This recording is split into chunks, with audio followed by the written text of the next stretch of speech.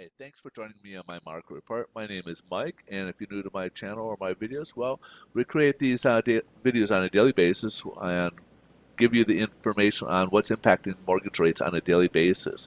So sometimes it could be something from the economic calendar, it could be headline news, geopolitical. Sometimes uh, the sentiment in the markets change, whereas sometimes it'll be good news, and if you sometimes it becomes bad news, and we're trying to give that explanation for you guys. So without a little bit about myself, as I am a loan officer, I do work with a national lender. I do work with, we do loans in all 50 states. So if you're looking to refinance or purchase, please reach out. We're here to help you guys out. But not only that, we are here as a resource as well. So if you guys are looking to have questions regards to the process or programs available or different viable information that you're looking for, we're here. We can certainly help you guys out here. So please feel free to reach out to us anytime. So without further ado, we'll just jump right into the economic calendar. Today is the big day for jobs reports. So we'll start off with the average earnings per month over month for the month of January. So December was actually revised slightly lower. It was initially came out at 0.6% increase. It was revised lower to half a percent increase. Now forecast for the month of January is half a percent, and it went up 0.7%. Now, here's the big numbers we're looking for. The numbers we're kind of looking for here. The non-farm payrolls for the month of January. December's numbers, the previous one, was initially came in at 199,000, but was revised higher to 510,000, which is a huge revision right there, as one would expect. Now, because of ADP, this number on Wednesday, the forecast was actually lowered down to 150,000 for the month of January. However, that came in at 467,000. So huge misses there. So this is why the ADP report doesn't always get uh, the weight that some might would expect because it doesn't always follow the BLS's report. So if you recall, we had an estimate of 200,000 new jobs on Wednesday for the ADP report, and it came in under like loss of 300,000 jobs. Whereas here we got a revision of about 300,000 jobs for the month of December, and then on top of that, we gained almost another 500,000 jobs for the month of January. So those are huge misses in there, and actually these are really good job numbers that came in here, both surprising for December and January. So let's continue here. We got the average work week for hours in January. So at 34.7 in the month of December. Forecast to continue that same trend, and it dipped a little bit down to 34.5. Last but not least, we got the unemployment rate for the month of January. So December was at 3.9. Forecast was to be unchanged at 3.9, and it just had a slight uptick to 4% in the month of January here.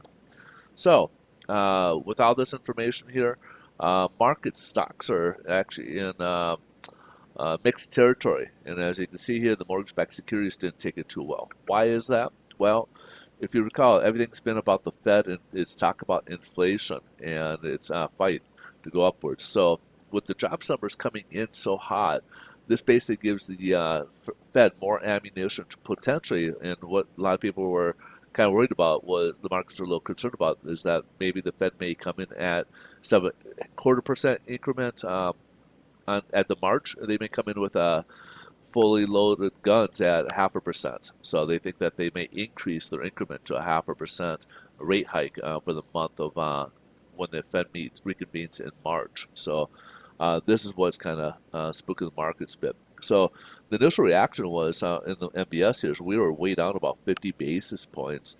We have subsided a little bit. We're down to about 42 right now, but it's definitely enough to basically raise rates. So you could almost look at 0.25% to the rate on there. So that no point loan yesterday is now about a 0.5 point cost for that. So and that translates to almost about a quarter of a point in the rate in that. So here's the volatility, as you can see here.